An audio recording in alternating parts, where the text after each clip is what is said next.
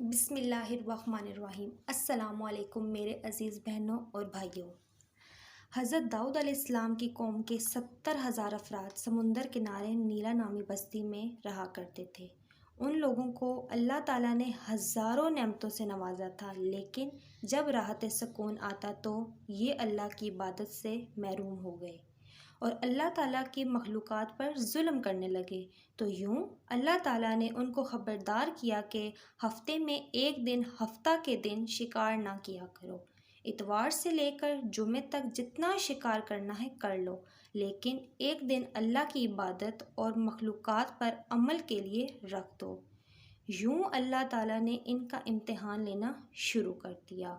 وہ اتوار سے لے کر جمعے تک سمندر میں مچھلیاں پکڑنے لگے، لیکن مچھلیاں زیادہ مقدار میں ہاتھ میں نہ آتی، اور ہفتے کے دن سمندر کو دیکھتے تو ان کو بڑی بڑی مچھلیاں نظر آتی۔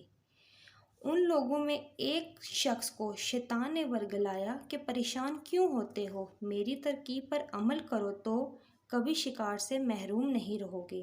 تو بس شیطان کے کہنے پر اس شخص نے ہفتے کے دن کانٹا لگا کر ڈوری کو سمندر میں ڈال دیا تاکہ مچھلی پھنس جائے، اور شیطان نے کہا، اس مچھلی کو اتوار کے دن نکالنا، یوں ہفتے کی غربت بھی باقی نہ رہے گی اور تمہارے شکار بھی ہو جائے گا۔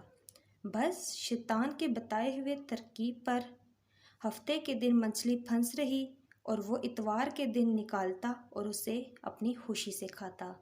جب اس کے پاس کچھ لوگ آئے اور انہوں نے پوچھا تو اس نے ان سب کو بھی یہ ترکیب بتائی، اور یوں اس قوم کے کچھ لوگ ہفتے کے دن مچھلی پکڑنے کے لیے جال پھینکتے اور اتوار کے دن وہ نکال لیتے اور مزے سے کھاتے، اور کچھ لوگوں نے سمندر سے نالیاں بنا کر چھوٹے چھوٹے تالاب بنا دیے تاکہ ہفتے کے دن جیسے ہی مچھلیاں یہاں سے گزریں اور اس تالاب میں پھنس جائیں اور ہم اتوار کو ان مچھلیوں کو پکڑ کر پکا کے کھائیں۔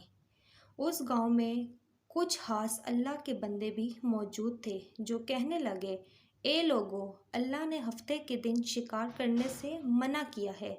یہ جو تم جال پھینکتے ہو یا چھوٹے چھوٹے تالاب بناتے ہو، ان میں اگر ہفتے کے دن مچھلی پھنستی ہے تو یہ شکار ہفتے کے دن کا ہے۔ اللہ کے عذاب سے ڈرو اور اللہ کی نافرمانی نہ کرو۔ وہ لوگ ان لوگوں کا مذاق بنانے لگے اور بولے، ہماری جو مرضی ہم کریں گے۔ ایک دن اس بستی کے 3 گھیرو بن گئے۔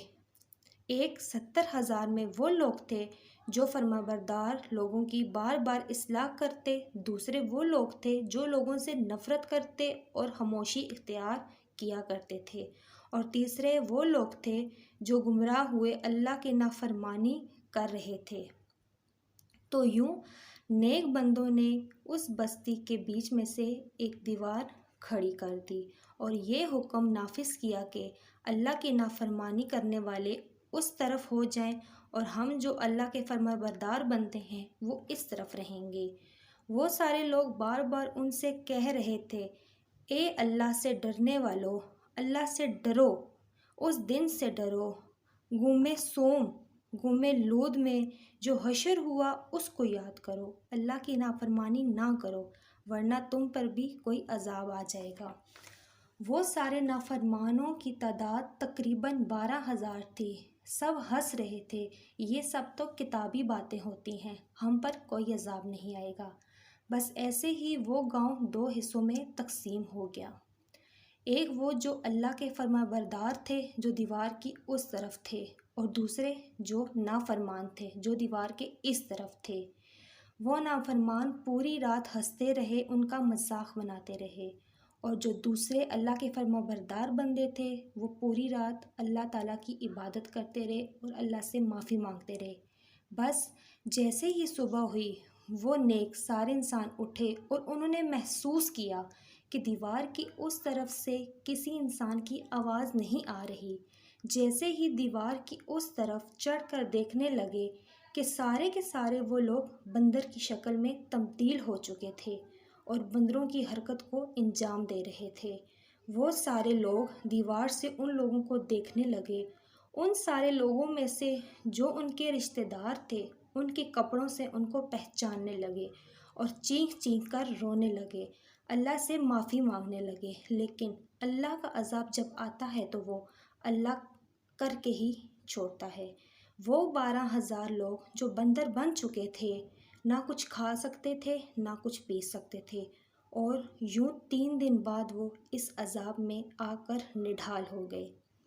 بے شک اللہ ان لوگوں کو پسند نہیں کرتا جو اللہ تعالیٰ کی نافرمانی کرتے ہیں۔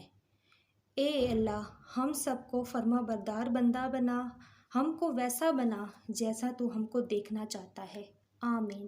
میرے بہن اور بھائیوں، اگر آپ کو میری ویڈیو اچھی لگی تو میری ویڈیو کو لائک کر دیں اور میرے چینل کو سبسکرائب کر دیں۔ شکریہ۔